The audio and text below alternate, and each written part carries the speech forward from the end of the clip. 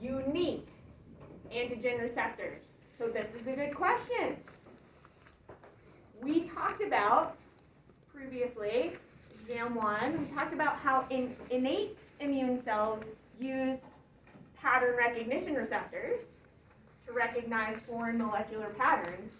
How are the BCR and the TCR different from pattern recognition receptors? Are they made to recognize patterns? No, they're not, right? They're made to be unique so that we can see things that fall outside of the patterns. Because not all microbes are going to express patterns that make it easy for us to be able to find them. We have to have a way to see pathogens, foreign invaders, substances that could potentially be harmful that don't display patterns. Right? These guys are going to help. These guys are going to help with that. That's their job. Right? So what we detect, here's an antibody. Here is a BCR, B-cell receptor. Same thing, right? One is inserted in a membrane, stuck in the surface of the cell. One has soluble tails, so it can be sent out. The cell makes these and sends them out into the environment so that they can float around in our plasma and our blood and our lymphatic fluid to bind up stuff. They're going to bind unique features on antigens, right? Your B cell, you can bind two things. You always bind the same things, but you can bind two things at the same time. Your T cell receptor, you can only bind one thing in your binding pocket, and you can only bind what is being handed off to you, right, by an antigen presentation receptor. I know that we have not talked about the particulars of this yet. We're going to get into it in the next chapter. We're going to talk all about how do T cells see the antigens that are given to them. They can't just cruise around, right? T cell can't just cruise around and be like, oh, that's weird, I don't know what that is. They have to have cell-to-cell contact to be able to know what to do, know how to behave. But we have to build these from scratch. They're not pre-programmed into us.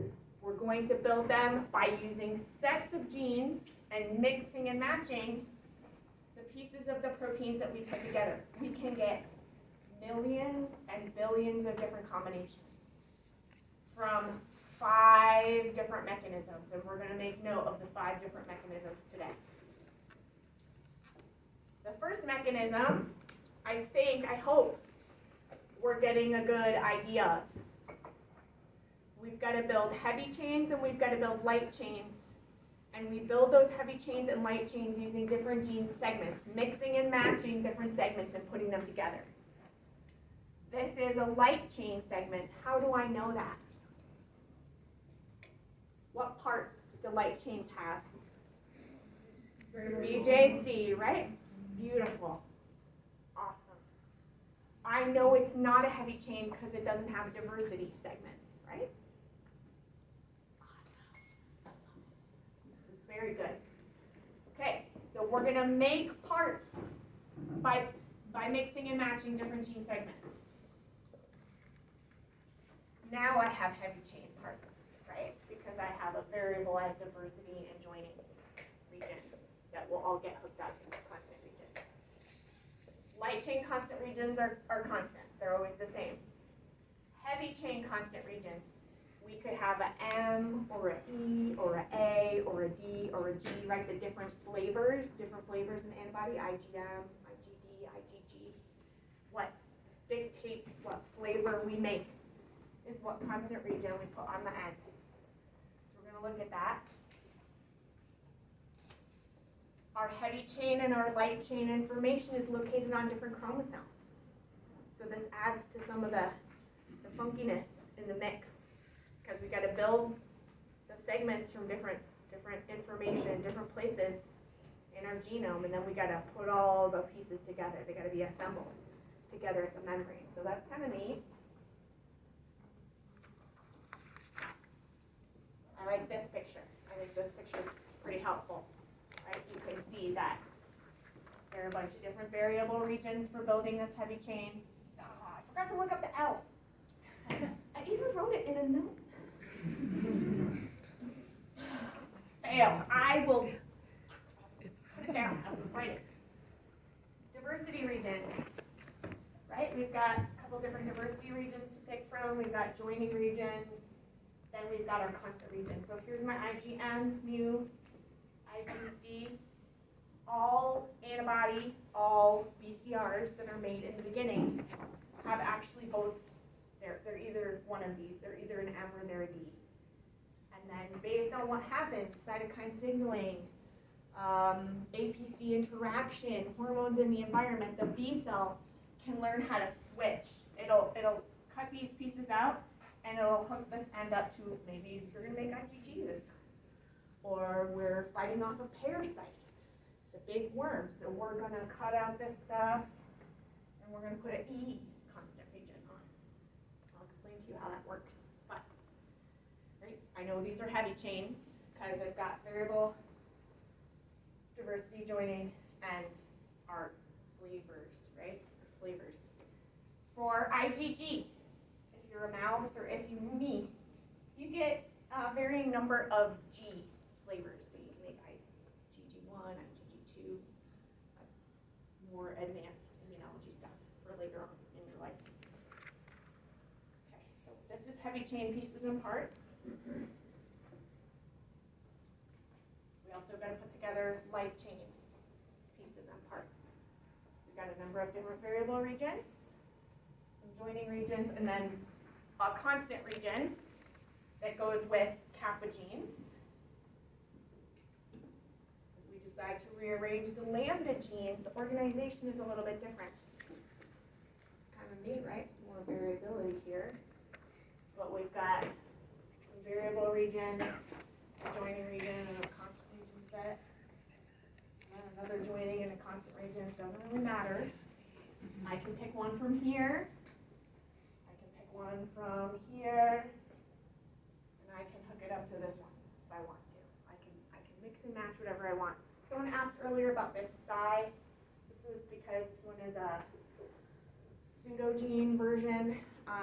What is a pseudogene? It's a region that has encoding information, but it turns out that when you try to transcribe or translate that information, it doesn't work right.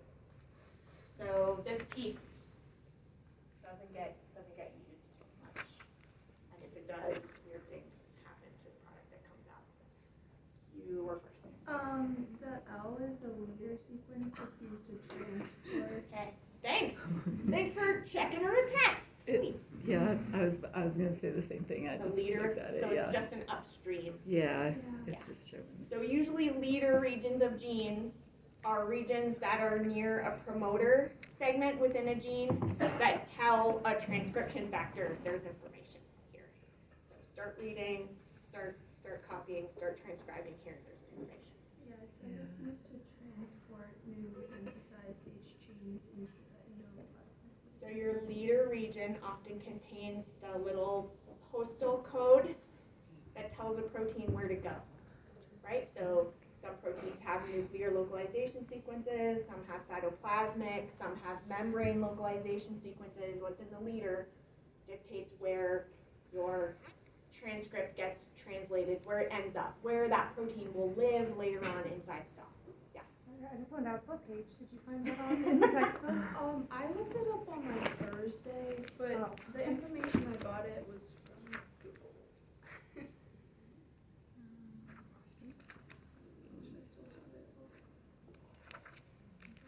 Yes. So, continuing on the side question I asked last Thursday. Yeah. Are those pseudogenes just regularly produced anytime those, in this instance, lambda chains are produced? Is that something that gets excised out? So, Page so 230. yeah, often, sorry, what was the page? We got the page? 230. 230. For everyone with a book, you can look on page 230 and it explains about leaders.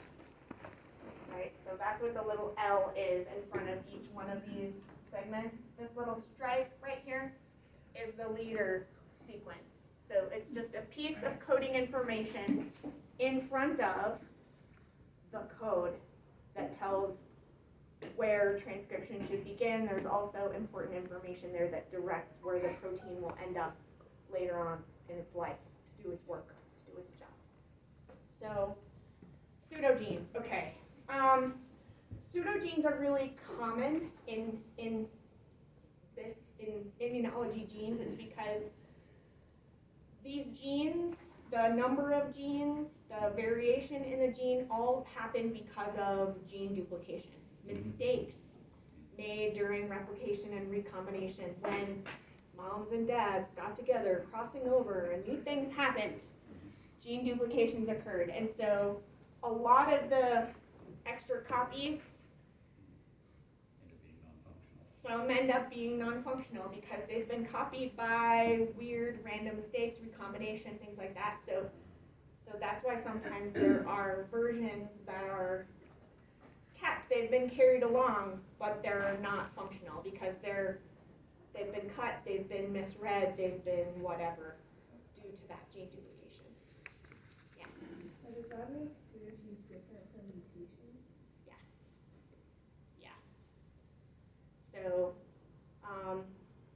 sometimes pseudogenes are genes that we've had that have been mutated, that are now silent, that are no longer useful. We carry a lot of information within our chromosomes, within our genes, that technically when you look at the information the way it is encoded, it could be transcribed and it could be translated into a thing, but for some reason it's not functional.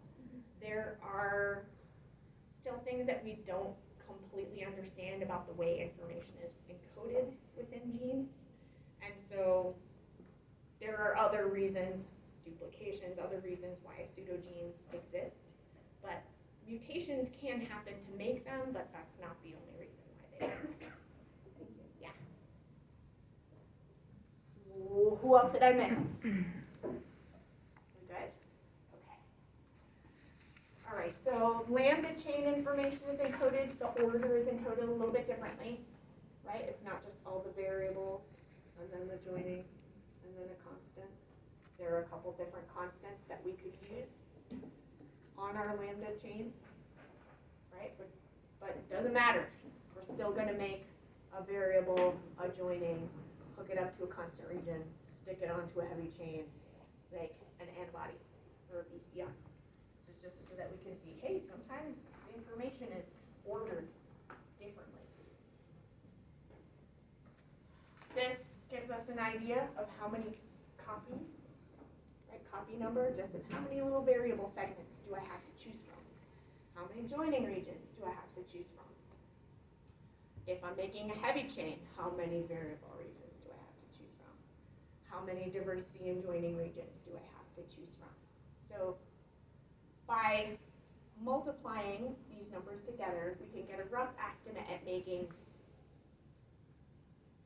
hundreds of thousands, if not millions, of different versions of antibody just by looking at mixing and matching all these different numbers, right? Randomly shuffling the decks, mixing the decks together. That's one way that we make lots of different combinations. But there's some other processes that come into play that help add to the randomness and the diversity of building these structures. So we talked about how RAG1 and 2 are the enzymes that are absolutely critical and necessary for this process to happen, for the cutting at each of the segments and the sewing the segments together.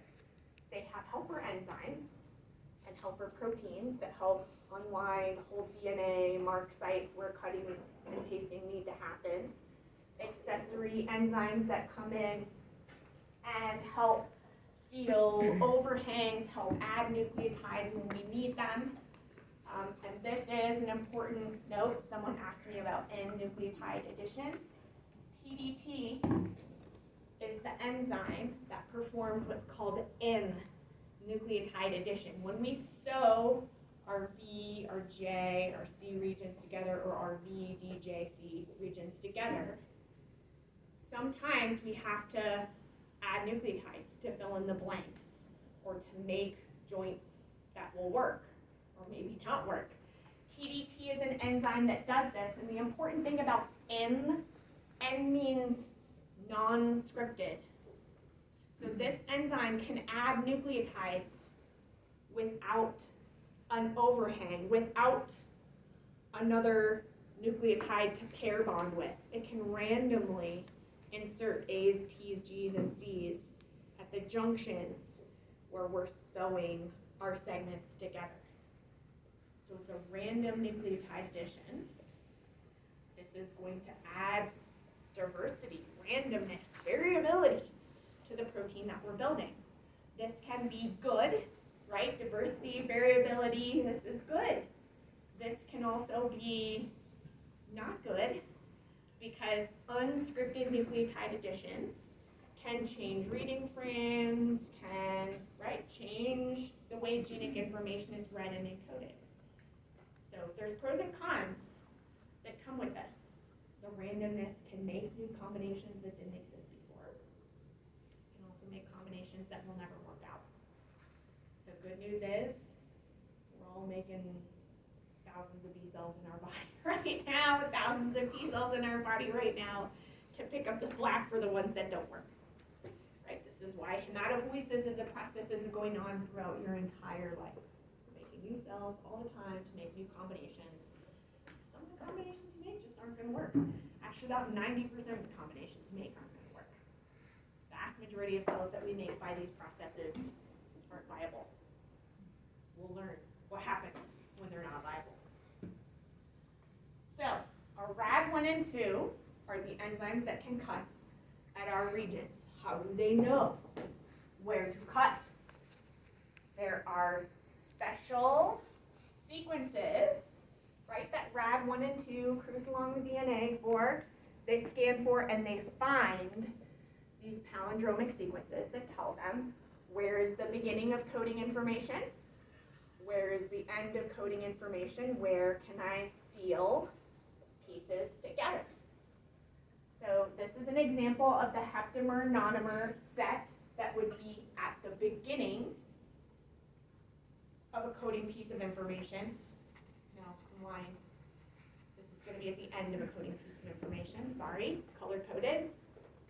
Right, so we got a V region. At the end of the V region where we can cut and join, we've got a heptamer, 23 pairs, and a nonamer. And that tells, oh, if I get to the end of this, this is where I can cut. Okay, this is cool. That's where the information is. On the next segment that we want to join with, there is the reverse, essentially palindrome. You have now the nonamer. Then we have a 12 base pair spacer and our heptamer. So we're going to cut at the end of here. We can cut at the end of here, and we can join our pieces together. Actually, I'm lying to you because D and J get joined together first. It's okay. I'm not going to ask that question. Sometimes there's just too much. So technically, yes, D and J regions get cut and joined first. And then you add the variable region onto that once you've already made that pair. That's cool. It's all good. It's just the order of the cutting and the pasting. Right? But we know where to cut. We know where there are ends where we can cut and seal together because of the recognition signal sequences. That's what RSS stands for. Right? So this works more or less like a restriction site or a CRISPR restriction cut site, right? Enzyme cruises along, it sees the pattern that it recognizes, and it knows where it can cut. Cool. Okay, so here's just some examples of cutting and pasting, right? So, as you would have imagined, you've got a whole line of variable genes upstream. I guess here we're building a kappa. We're building a kappa light chain. I got some variable regions. They have their little signal sequences at the ends that say, you can cut here. We're going to join with some joining regions. They have signal sequences preceding them. Say you can cut and join here.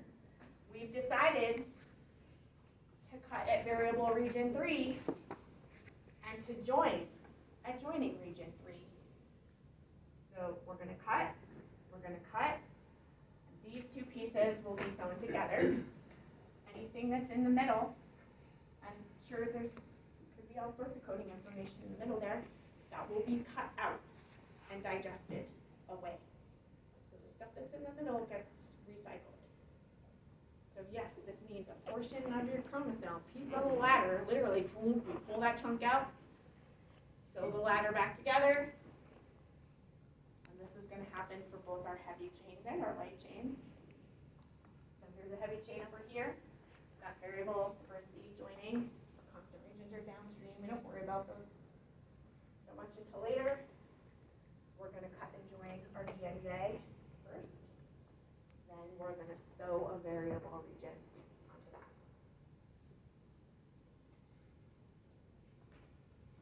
Okay. So this is reminding us about RAG1 and 2. They are the important enzymes that do this job. You need both of them to do the job. We know this because mutations in animals, mutations in humans. If you have non-functional enzymes, you don't make these enzymes, and you only have one. It turns out it cannot pick up the slack for not having both. You need both to get efficient heavy chain, light chain rearrangement. This shows a picture that I think is a little more closer to reality. Right? DNA is a three-dimensional structure. Right? It's a twisted helix. We're going to untwist it. It's going to be wrapped around nucleosomes.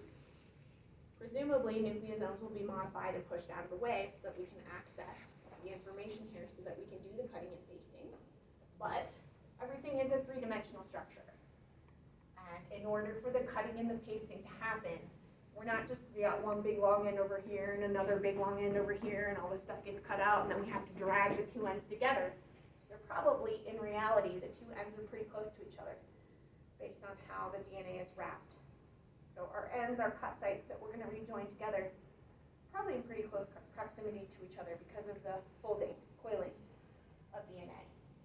So this shows me how I'm going to clip my two ends together, the intervening, the sequences that are in the middle that I don't need anymore, these are going to get pulled out, these will get chewed up and destroyed, recycled by the cell for use someplace else.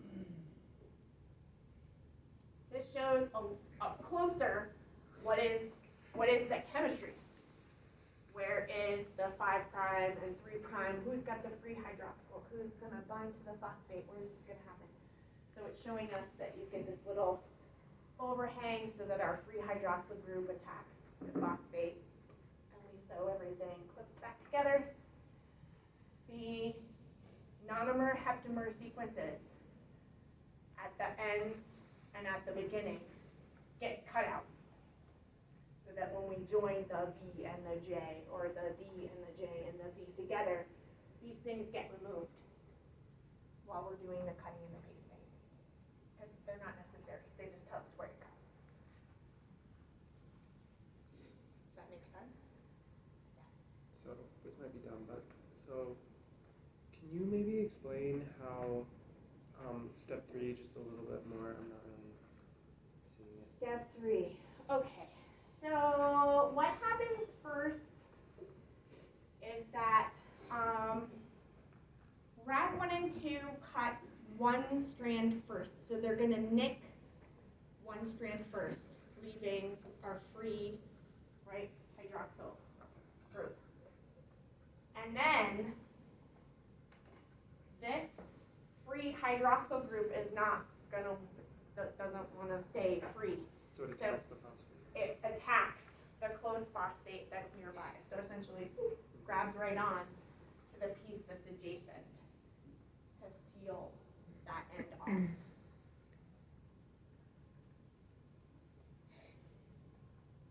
So that allows now the heptamer nonomer sequence that's intervening, that's in the way, that's the coding piece that we don't want, to bind back onto itself. So that little piece gets hauled out and removed away easily so that we can now rejoin these ends there's gonna have to be some accessory enzymes that help with that rejoining. No, I'm not gonna give you this picture on a test and ask you to label what's going on here, but this, I think, helps illustrate physically how does this occur, right? Because it's like, okay, yeah, the enzymes are gonna cut it, but wait, what gets left over? How does that physically work? This is explaining to us how that physically works. Okay. So you're gonna have an end that you want to rejoin with another end. And there are all sorts of possibilities for what those ends could look like, right? From where rag 1 and 2 cut. Sometimes you have, right, this is, I call this an underhang, not an overhang. Because an overhang means it's hanging over, right? Now, whatever. Blunt ends, right? Overlaps, mismatches. Sometimes these little mismatches, the overhangs can really be helpful because they can script. I got a G over here and I got a C over here. Okay, great. Okay? Just zip them together there. Sometimes that happens, sometimes that doesn't happen. There are a number of different enzymes that help come in to ligate the two pieces together. P nucleotide addition happens when something is scripted by the overhang. So there's an enzyme that reads, it's a ligase, that reads the overhangs and says, oh, okay, I see how those match, plugs the ends together and seals whatever is missing in the little gaps.